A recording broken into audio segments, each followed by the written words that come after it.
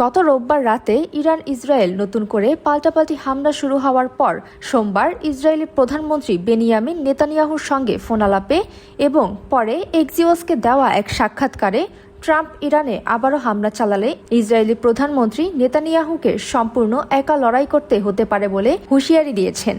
সংবাদ মাধ্যমের প্রতিবেদন অনুযায়ী নেতানিয়াহুর ওপর ট্রাম্পের অসন্তোষ ক্রমাগত বাড়ছে।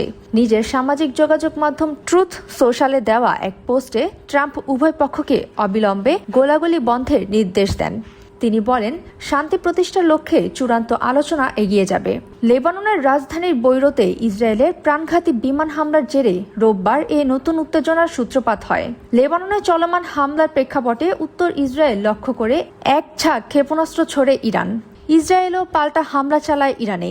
ট্রাম্প বলেছেন, আমি বলেছি বিবি সাবধান হওয়া ভালো, অন্যথায় খুব শীঘ্রই তুমি একা হয়ে পড়বে। সুমাইয়া ফারাজি, ইন্টারন্যাশনাল ডেস্ক, দৈনিক আর নিউজ।